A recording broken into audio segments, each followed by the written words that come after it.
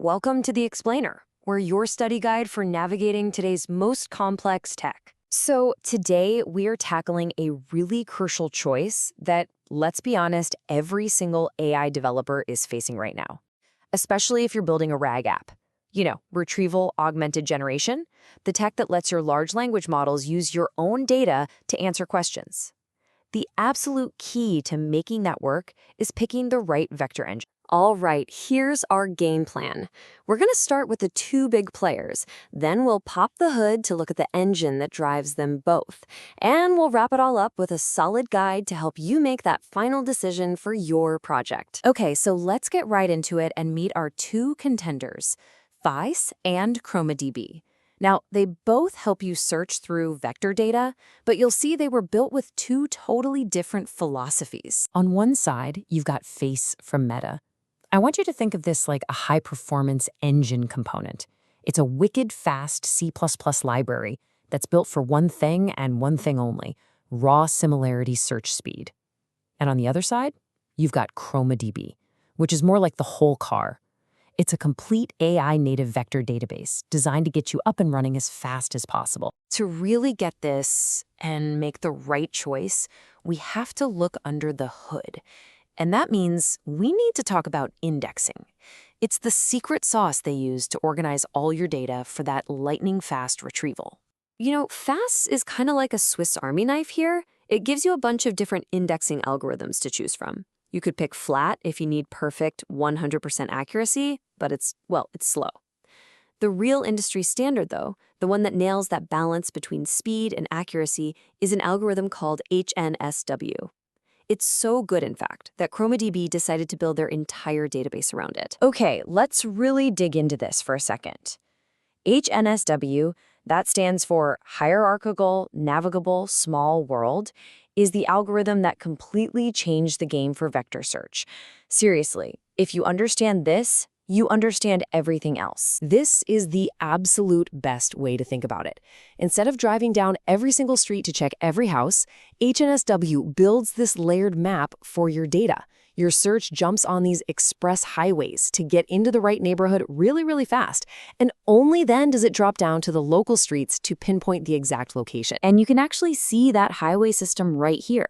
Look, the search kicks off at the top on layer 2, where you only have a few long-distance connections. As it gets closer to what it's looking for, it moves down to layer 1 and then layer 0.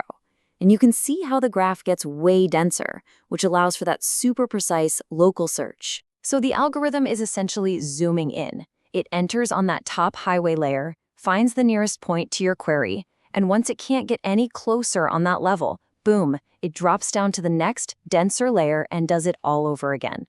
It just keeps repeating this, getting more and more precise until it finds the absolute best matches on that super detailed bottom layer. And this is where the really interesting trade-offs happen.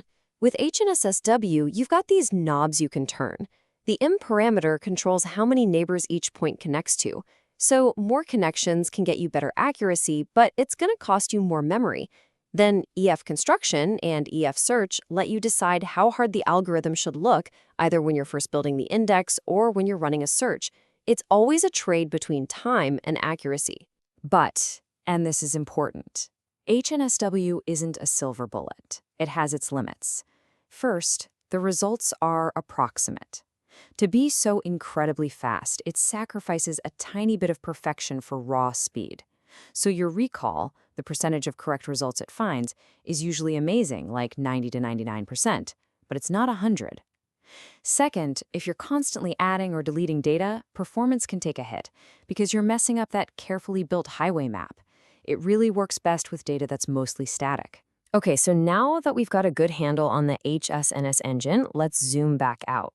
How does this all play into that choice between FAISS, the high-performance library, and ChromaDB, the super developer-friendly database? This table just lays it all out so perfectly. See, because FAISS is just a library, you get total control and incredible performance, but you're kind of on your own for everything else. Deployment, and a big one, storing and filtering by metadata. ChromaDB, being a full database, makes a different deal with you. It standardizes on HNSW, but in exchange, it gives you awesome built-in metadata filtering and a much, much easier path to scaling your. But this brings up that classic developer dilemma, right? What if you want the best of both worlds? What if you're craving that raw, unadulterated performance of FAISS, but you absolutely need the features of a real database, like filtering and scaling?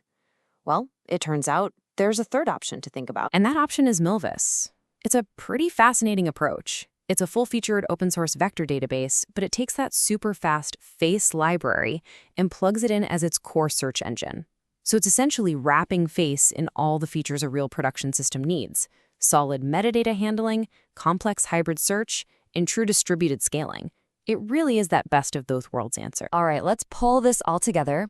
Based on everything we've just covered, here is a straightforward guide to help you figure out which one of these tools is the right fit for your next project. So you're going to choose FAISS if you're an expert building something totally custom and high performance from scratch. If you need every last drop of speed on a single machine, if you want to geek out and fine-tune every little parameter, and if you're cool with managing metadata on your own, FAISS is your power tool. You should go with ChromaDB for speed of development and just pure ease of use. If you're prototyping, if your whole app depends on filtering data by its metadata, or if you want an integration with frameworks like LangChain that, just works, ChromaDB is going to get you to the finish line way faster. And finally, you'll want to choose Milvus when your project is ready for the big leagues. If you need a battle-tested, production-ready database that can scale out across a whole fleet of machines and handle complex hybrid queries, Milvus gives you that FAISS-level performance, but with all the conveniences and muscle of a true database. So the final takeaway from this whole study guide really boils down to one question about your project's philosophy. Are you building a finely tuned race car where you want to control every single nut and bolt to squeeze out maximum performance? Or are you building a reliable daily driver that just gets you where you need to go with as little fuss as possible? The choice isn't really about which one is better. It's about which one is right for you right now.